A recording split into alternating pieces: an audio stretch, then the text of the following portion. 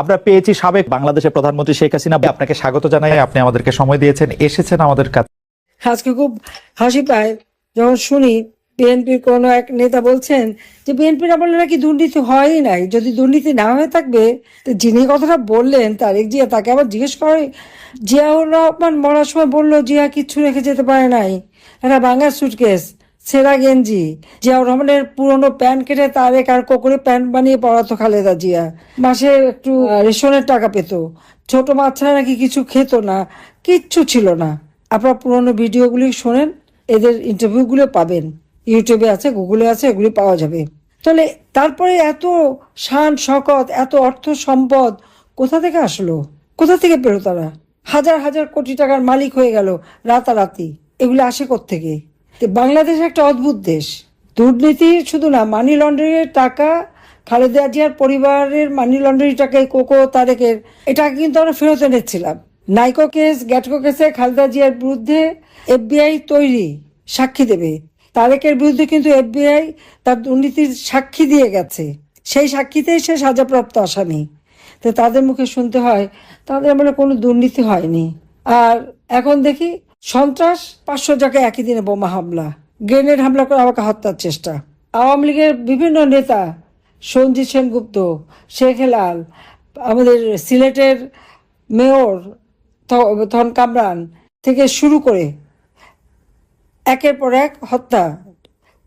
যান খুলনায় কতজন সাংবাদিক, প্রেস ক্লাবে যে প্রেসিডেন্ট হতো তাকে খুন করতো, সেই মানিক শাহ, বালু থেকে শুরু করে আমাদের বহু সাংবাদিক, আমাদের প্রফেসর রাজ্জাক, মঞ্জুরুল ইমাম সাহেব, তাদেরকে, নাটোরের মমতাজ থেকে শুরু করে কত নাম বলবো, প্রতিনিয়ত আমাদের লাশ টানতে হতো। তো জঙ্গিবাদ, বাংলা ভাই, জেএমবি প্রকাশ্য দিবালোকে অস্ত্র নিয়ে ঘুরে বেড়াচ্ছে। আওয়ামী লীগ নেতা মেরে কাছে হাতে ঝুলিয়ে রাখছে বা 8 টুকরো করে পুঁতে রেখেছে। নওগাঁ, বগুড়া, এই সমস্ত জায়গায় তো এই ধরনের ঘটনা ঘটেছে। রাজশাহীতে প্রকাশ্যে তারা অস্ত্র, একই দিনে প্রকাশ্যে, আর আমার 64 জেলার মধ্যে 63 জেলায় বোমা হামলা, 500 জায়গায় বোমা হামলা, কেবল ঢাকা শহরে 35 জায়গায় বোমা হামলা হয়েছিল। কাজে সন্ত্রাস, জঙ্গিবাদ এদেশে, এবং ভোট চুরি, ভোট ডাকাতি। খালেদা জিয়া তো 15 ফেব্রুয়ারি ভোট চুরি করার জন্য তাকে 30 মাস পদত্যাগ করতে হলো। 2006 সালে 1,23,00,000 ভুয়া ভোটার দিয়ে তত্ত্বাবধায়ক সরকার ব্যবস্থাটা নষ্টই করলো তো খালেদা জিয়া, এই তারিখ যে এরা মিলে 1,23,00,000 ভুয়া ভোটার। প্রধান উপদেষ্টা কি হবে? জজ সাহেবের বয়স বাড়িয়ে দিয়ে যেন ওই হাসান সাহেবই হতে পারে যে তাকে জিতিয়ে দেবে, সেই ব্যবস্থা নিল। এবং সেই জাস্টিস আজিব সাহেব নাম আরেকজন পেলেন, উপযুক্ত লোক, যে 2 নাম্বারই করে জিতাতে পারবে। সেনাবাহিনীতে 9 জন জেনারেল ডিঙিয়ে জেনারেল মঈনকে করা হলো চিফ অফ আর্মি স্টাফ। কেন? ইলেকশনটা যাতে ম্যানিপুলেট করে তাদের জিতে দিতে পারে। যার ফলে এমার্জেন্সি আসলো তাদের এই দুর্নীতির জন্য এবং সন্ত্রাসের জন্য। যা প্রথম আমি জেলে গেলাম, আমাকে আগে গ্রেপ্তার করে, কারণ বাংলাদেশের সবচেয়ে বড় অপরাধী তো আমরা, কারণ বাংলাদেশের স্বাধীনতা এনে দিয়েছেন আমার বাবা। 1996 থেকে আমি 2001 পর্যন্ত ক্ষমতা থেকে বাংলাদেশকে খাদ্যের স্বয়ংসম্পূর্ণ করেছি, বিদ্যুৎ বাড়িয়েছি, শিক্ষার হার বাড়িয়েছি, স্বাস্থ্যসেবা জনগণের দৌড় করে নিয়ে গেছি, ভূমিহীন মানুষকে ঘর দিতে শুরু করেছি। কাজে খুব বড় অপরাধের কাজ করেছি আমি।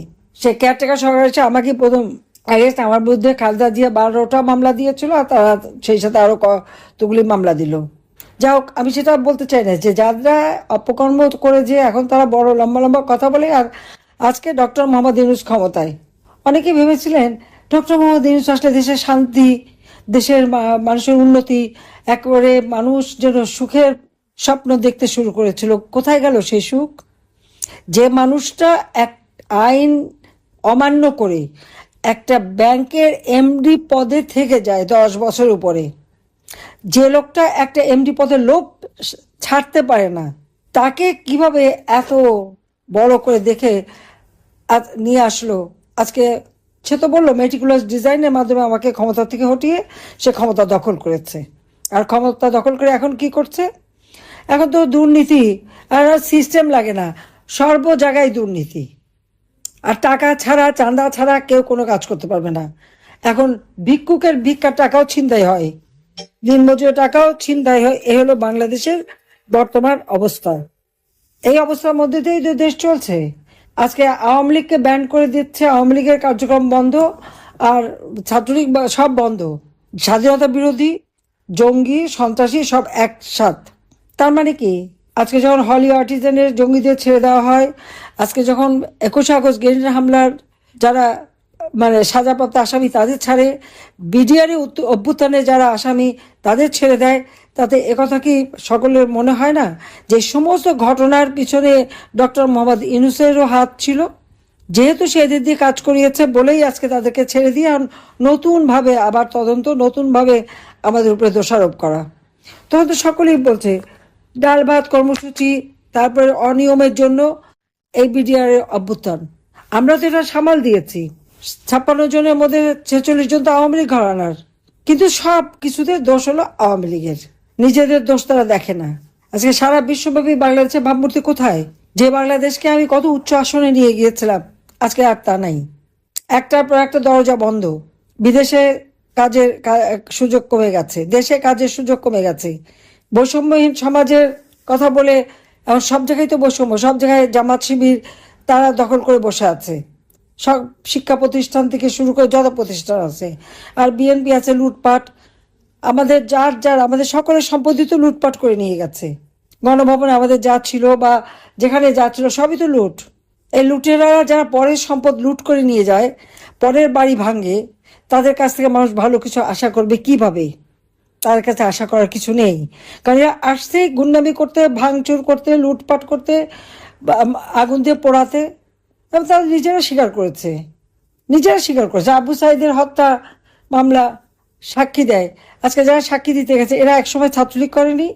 সেই সময় যতগুলো অপকর্ম তো এদের দ্বারা সংগঠিত হয়েছে। এবার এরা ছাত্রলীগের নামে ঢুকে সেখানে বসে, তাও তো পরে পয়সা খেয়ে চলে গেছে, কিন্তু থেকে গেছে ওখানে যত অপকর্মগুলি করে বদনামটা ছাত্রলীগের কাঁধে রেখে তারা নিজেরা এখন সাধু সেজে গেছে। আমি যদি বলি যে আবু সাইদের হত্যা থেকে শুরু সব হত্যার সঙ্গে এই ইউনূসের এই এনসিপি পার্টির লিডাররা এরাই দায়ী, তাহলে 7.62 বুলেট কোথায় পেল? এই অস্ত্র কে আনলো? আমি যদি বলি ইউনূস এই অস্ত্র সরবরাহকারী না হলে 6,000 টাকা বেতনের গ্রামীণ ব্যাংকের এমডি সাহেবের 5,000 কোটি টাকার ফিক্সড ডিপোজিট হয় কিভাবে? আর সেই প্যারিস, ইটালি, আমেরিকা সব বিশ্বের বিভিন্ন জায়গায় তার সম্পদের পাহাড় গড়ে ওঠে কিভাবে? কোন ব্যবসায় এত টাকা পাওয়া যায় সেটা একবার সবাই চিন্তা করে দেখুন তো। আমি আর বেশি কিছু না বলে এটাই বলবো যে আওয়ামী লীগ জনগণের সংগঠন। আওয়ামী লীগ এদেশের স্বাধীনতা এনে দিয়েছে। আমাদের মহান নেতা জাতির পিতা বঙ্গবন্ধু শেখ মুজিবের নেতৃত্বে তার ডাকে সাড়া দিয়ে এদেশের মানুষ অস্ত্র তুলে নিয়ে যুদ্ধ করে বিজয় এনে দিয়েছে।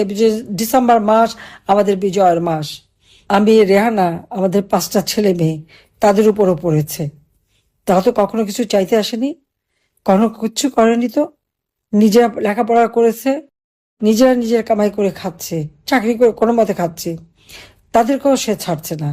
কত বড় হিংসুটে এবং কত বড় স্বার্থপর এ লোকটা, আর কত বড় জঙ্গি সন্ত্রাসী। কাজে এই জঙ্গি সন্ত্রাসী ফ্যাসিস্ট ইউনূসকে সরিয়ে দিয়ে বাংলাদেশের মানুষের গণতান্ত্রিক অধিকার ফিরিয়ে আনতে হবে। সকল রাজবন্দীকে মুক্তি দিতে হবে এবং দেশের মানুষের ভাগ্য পরিবর্তন করতে হবে, উন্নত সমৃদ্ধ করতে হবে। এটাই আমাদের লক্ষ্য, যে আমাদের হারানো গৌরব আমরা আবার ফিরিয়ে আনবো। আবার বিশ্বব্যাপী বাংলাদেশ বিজয়ী জাতি হিসেবে বিশ্বের দরবারে মাথা উঁচু করে চলবে। তরুণ সমাজের কাছে এটাই আমার আহ্বান, যে বিভ্রান্ত হয়েছিল তারা, আবার যেন তারা এখন বুঝতে পেরেছে যে কোথায় আজকে। ঢাকা বিশ্ববিদ্যালয় আপনারা জানেন যে শিক্ষকরা স্মারকলিপি দিতে গেছে, তাদের উপর হামলা করা হয়েছে, তাদের গায়ে হাত তোলা হয়েছে এবং যেভাবে তাদের অপমান করা হচ্ছে। আমাদের মানে নারী শিক্ষক বা পুরুষ সেটা বলে না, এরা কোনো কিছুই মানে না। বাবা মা জানি না এদের আছে কিনা বা তাদের কোনো লেহাস্তবে শিখিয়েছে কিনা, সেটা এখন সন্দেহ। কিন্তু এরা যে সন্ত্রাস এবং গুন্ডামি খুব ভালো জানে সেটা আমরা এখন প্রমাণ পাচ্ছি। প্রতিটি শিক্ষা প্রতিষ্ঠানে শিক্ষকদের উপর যেভাবে তারা হামলা করেছে, অপমান করেছে, ঠিক একইভাবে আজকে আমাদের শিক্ষকদের উপরে এইভাবে হামলা করেছে। তীব্র নিন্দা আমি জানাচ্ছি। 2024 সালের সেই 15 জুলাইয়ের পর থেকেই কিন্তু একই অবস্থা আমরা দেখতে পাচ্ছি। আর সেখানে ওই হত্যাকাণ্ড করে কিন্তু সব দোষ আওয়ামী লীগের উপর, আওয়ামী লীগের নেতা কর্মীর উপরে দেওয়া হচ্ছে। এখনো তারা সেই কার্যই করে যাচ্ছে এবং প্রত্যেকের বিরুদ্ধে একের পর এক মামলা দিয়ে যাচ্ছে। ডিসেম্বর আমাদের বিজয়ের মাস। আমি আজকের দিনে জাতির পিতা বঙ্গবন্ধু শেখ মুজিবুর রহমানের প্রতি শ্রদ্ধা জানাই জাতীয় চার নেতার প্রতি, 30 লক্ষ শহীদ, 2 লক্ষ মা বোনের প্রতি, মুক্তিযোদ্ধাদের জানাই আমার সশ্রদ্ধ সালাম। 1975 সালে জাতির পিতাকে নির্মমভাবে হত্যা করা হলো। যখন যুদ্ধ বিধ্বস্ত দেশ গড়ে তুলে তিনি দেশকে সর্বোন্নত দেশে উন্নীত করলেন, ঠিক তখনই তার উপর আঘাত আসলো। কারণ বাংলাদেশ, এই বিধ্বস্ত বাংলাদেশ নিয়েই কিন্তু জাতির পিতা 9 ভাগ পর্যন্ত প্রবৃদ্ধি অর্জন করেছিলেন। বাংলাদেশ এগিয়ে যাচ্ছিল। বাংলাদেশের মানুষের জীবনের সেই যুদ্ধের ভয়াবহতা কাটিয়ে একটা শান্তি, নিরাপত্তা সৃষ্টি হয়েছিল। আর তখন করলো চরম আঘাত। শুধু আমার বাবাকেই মেরেছে তা না, একই সাথে আমার মা, আমার 3 ভাই, 2 ভাইয়ের স্ত্রী, আমার একমাত্র চাচা এবং আমাদের আত্মীয় পরিবার পরিজন সহ, বিশেষ করে মুক্তিযোদ্ধা যারা ছিল তাদের উপরে বেশি ক্ষোভ, তাদেরকে নির্মমভাবে হত্যা করে। 15 আগস্টে যারা শাহাদাত বরণ করেছেন তাদের আত্মার মাগফিরাত কামনা করি। আজকে এই স্বাধীনতা, এখন অনেক কথা শোনা যায় বাংলাদেশে। কেউ বলো স্বাধীনতা দরকার ছিল কি, 47 সালেই তো স্বাধীন হয়েছে। হ্যাঁ, 47 সালে পাকিস্তান নামে একটি রাষ্ট্র সৃষ্টি হয়েছিল, কিন্তু মজার ব্যাপার হচ্ছে যে এই রাষ্ট্রটা যে সৃষ্টি হলো, এখানেও কিন্তু জাতির পিতা বঙ্গবন্ধু শেখ মুজিবুর রহমানের অবদান রয়েছে। এই পাকিস্তান অর্জনে তিনি কিন্তু দিনরাত পরিশ্রম করেছেন এবং মানুষকে জাগ্রত করেছেন। আজকে যদি পাকিস্তান সৃষ্টির অবস্থাটা আপনারা দেখেন, আমরা বাংলাদেশের এই ভূখণ্ড অর্থাৎ পূর্ববঙ্গ, আমরা সংখ্যাগরিষ্ঠ ছিলাম এবং শিক্ষা দীক্ষা কালচারের দিক থেকে, বৈদেশিক অর্থ উপার্জন, সব কিছুর দিক থেকে কিন্তু বাংলাদেশটাই ছিল অগ্রগামী। অর্থাৎ তদন্তর পূর্ববঙ্গ বা পরে পাকিস্তানের নাম দিল পূর্ব পাকিস্তান। সংখ্যাগরিষ্ঠ হয়েও পাকিস্তান হওয়ার সাথে সাথে, এবং আরেকটি বিষয় সকলে জানা উচিত, পাকিস্তান সৃষ্টিতে ওই পশ্চিম পাকিস্তানের কিন্তু কোনো অবদান নাই। 46 সালে যে নির্বাচন হয়েছিল, সেই নির্বাচনে মুসলিম লীগ কিন্তু ওই পাকিস্তানে কোনো আসনই পায়নি। এটা সেখানে কংগ্রেস বা অন্যান্য দলগুলি জিতেছিল। উত্তর পশ্চিম সীমান্ত প্রদেশ তাদের নিজেদের দল জিতেছিল। মুসলিম লীগের ভরাডুবি, একমাত্র এই পূর্ববঙ্গেই তারা জয়লাভ করে, আর যার ফলে পাকিস্তানের দাবিটা তারা করতে পারে। কিন্তু পাকিস্তান হওয়ার পর দেখা গেল রাজধানী হলো করাচিতে। আমাদের এই অঞ্চলের টাকা নিয়েই 3বার তারা শুধু রাজধানী পরিবর্তন করলো, কিন্তু আমাদের এই ভূখণ্ড পূর্ববঙ্গে এখানে কিন্তু মানুষের ভাগ্য উন্নয়নের কোনো কাজ তারা করতো না। যে চরম বৈষম্য শুরু হয়েছিল, এই বৈষম্য থেকে মুক্তি পাওয়ার জন্যই কিন্তু জাতির পিতা আবার সংগ্রাম করেন। যখন আমাদের সংস্কৃতির উপর আঘাত আসলো, বাংলা ভাষায় কথা বলা যাবে না, বিজাতীয় ভাষা উর্দু চাপিয়ে দেওয়া বা প্রতি পদে পদে আমাদেরকে হেয় করা, অথচ আমরা বাঙালিরাই কিন্তু পাকিস্তান সৃষ্টি করলো, বাঙালিরাই কিন্তু স্বাধীনতার জন্য সংগ্রাম করলো।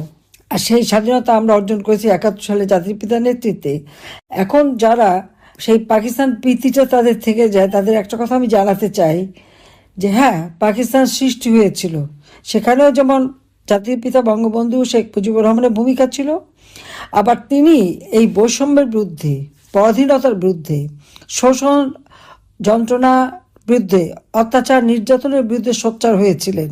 কারণ তিনি দেখেছেন যে এখান থেকে যা কিছু উপার্জন হয় সবই ওই পশ্চিম পাকিস্তানেই ব্যবহার হয়, বাঙালিদের জন্য কিছু হয় না। এর ভুরি দৃষ্টান্ত আছে। এমনকি আজকে বাংলাদেশ স্বাধীন হওয়ার পরে কি পেয়েছেন একটা আত্মপরিচয়, একটি দেশ, একটি পাসপোর্ট, পতাকা, সব। আজকে যারা মনে করেন আহা পাকিস্তান থাকতে খুব ভালো ছিলাম, হ্যাঁ খুব ভালো ছিল, পাকিস্তানিদের বুটে লাথি খেতে হতো। আর কিছু কিছু লোক বলে স্বাধীনতা নাকি ভুল হয়ে গেছে। হ্যাঁ, এদের কাছে ভুল, কারণ এদের কাছে ওই পাকিস্তানিদের লাঠির ঝাঁটা, অপমানটা খুব বেশি ভালো লাগে। কিন্তু যারা বাঙালিরা যেহেতু স্বাধীন চেতা, বাঙালিদের সেটা পছন্দ না। বাঙালিরা স্বাধীনতাটাকে চেয়েছে এবং সেই স্বাধীনতা এনেছে, যে জন্য বঙ্গবন্ধু শেখ মুজিবের ডাকে সাড়া দিয়ে যার যা কিছু ছিল তাই নিয়ে অস্ত্র হাতে নিয়ে যুদ্ধ করে বিজয় এনে দিয়েছে। আজকে বিজয় যাদের পছন্দ হয় না, তারা এখন 2024 সালের 5ই আগস্টের পর তারাই ক্ষমতা এসে আজকে বাংলাদেশের মান সম্মান ইজ্জত সারা বিশ্বে ধুলাই লুটিয়ে দিয়েছে। যে বাংলাদেশকে আওয়ামী লীগ ক্ষমতায় থাকতে দারিদ্র্যের হার কমিয়েছিল, অতি দারিদ্র্যের হার কমিয়েছিল, বাংলাদেশে মানুষের অন্ন, বস্ত্র, বাসস্থান, চিকিৎসা, শিক্ষা ব্যবস্থা করেছিল, বাংলাদেশ বিশ্ব দরবারে একটা উন্নত সমৃদ্ধ সোনার বাংলা হিসেবে সম্মান পেয়েছিল, একটা উন্নত জাতি হিসেবে সম্মান পেয়েছিল, আজকে অর্থনীতি ধ্বংস, সামাজিক নিরাপত্তা নাই, নারীদের কোনো সম্ভ্রম নাই, শিক্ষকদের কোনো সম্ভ্রম নাই, শিক্ষকদের কোনো সম্মান নাই, এমনকি বিচার বিভাগও সম্পূর্ণ ওই মব জাস্টিসের নামে প্রকাশ্য দিবালোকে অস্ত্র হাতে নিয়ে মানুষ খুন করে, প্রকাশ্য দিবালোকে মানুষ হত্যা করা, ঘরে নারীদের অপমান করা, ধর্ষণ করা, সেই ছবি আবার প্রকাশ করা, এই ধরনের নোংরামি এবং জঘন্য কাজ আজকে বাংলাদেশে চলছে। আর সেটাই নাকি তাদের স্বাধীনতা, ওইটাই নাকি লাল স্বাধীনতা। এটা হলো সব থেকে দুর্ভাগ্যের কাজে। আজকে দিন আমি এটি বলবো যে এই স্বাধীনতা অর্জন করেছি 30 লক্ষ শহীদের রক্তের বিনিময়ে, এই স্বাধীনতাকে ব্যর্থ হতে দেয়া যাবে না। কাজে আজকে যারা এখনো সেই পাকিস্তানিদের পদলেহন করে বেড়ায়, ওই পাঁচাটা কুকুরের দলকে উপযুক্ত শিক্ষা বাঙালিকে দিতে হবে, আবার তাদের হাত থেকে বাংলাদেশকে উদ্ধার করতে হবে, দেশকে এগিয়ে নিয়ে যেতে হবে, দেশকে উন্নত সমৃদ্ধ ইনশাল্লাহ আমরা করব। তার জন্য যে যেখানে আছে, আমি জানি খুবই কষ্টে আছে সবাই, কিন্তু একটা কথা মনে রাখবেন, যত বেশি ওরা আজকে অপরাধ করে যাচ্ছে তত তাদের মুখোশটা উন্মোচন হচ্ছে। বিশেষ করে এই ডক্টর মোহাম্মদ ইউনূস, সবাই মনে করেছিল ইউনূস খুব ভালো একটা মানুষ, একদম মানে সে শান্তিতে বিশ্বাস করে, কিন্তু সে যে কত বড় অশান্তি করতে পারে, আজকে বাংলাদেশটাকে জঙ্গির দেশে পরিণত করেছে। বাংলাদেশের মা বোনের ইজ্জত থাকে না, বাংলাদেশের শিক্ষকদের ইজ্জত থাকে না, বাংলাদেশে কোনো মানুষের নিরাপত্তা দিতে পারে না, বাংলাদেশের অর্থনীতিকে ধ্বংস করেছে, নিরাপত্তা ধ্বংস করেছে, ঘরে বাইরে নিরাপদ না, ঘরের ভিতরে মানুষ খুন হয়ে যায়। যেহেতু হত্যার বিচার হচ্ছে না, যেই খুন করে মনে করে সেই তো ভালো। কারণ জুলাই থেকে যতগুলি হত্যাকাণ্ড এবং যত পোড়াও জ্বালাও যা হয়েছে, সবাইকে ইন্ডেমনিটি দেওয়া হয়েছে, দায়বদ্ধতা দেওয়া হয়েছে। কাজে মানুষের এখন সেটাই মনে হয় যে যত অপরাধ করুক, তারা ইউনূসের পার্টি, এনসিপি হোক আর জামাত শিবির হলেই তো বাস, আর বিএনপি হলে 7 খুন মাপ, কারণ সব মামলা তো আওয়ামী লীগের বিরুদ্ধে। কিন্তু আজকে আওয়ামী লীগে এদেশের স্বাধীনতা এনেছে, আওয়ামী লীগে এদেশের অর্থনৈতিক মুক্তি দিয়েছে, আওয়ামী লীগে বাংলাদেশকে উন্নয়নশীল দেশের মর্যাদা দিয়েছে। আবার সেই মর্যাদা ফিরিয়ে দেওয়ার জন্য সকল জাতিকে আমি ঐক্যবদ্ধ হওয়ার আহ্বান জানাচ্ছি, এবং আমাদের যা কিছু আছে সব নিয়েই এর মোকাবেলা করতে হবে। বিজয় জনতার হবেই, এটা একটা সাময়িক আঘাত, এখান থেকে আমরা উত্তরণ ঘটাবই, এই প্রতিজ্ঞা নিয়েই আজকে সকলকে ধন্যবাদ জানিয়ে আমার বক্তব্য শেষ করছি। খোদা হাফেজ, জয় বাংলা, জয়।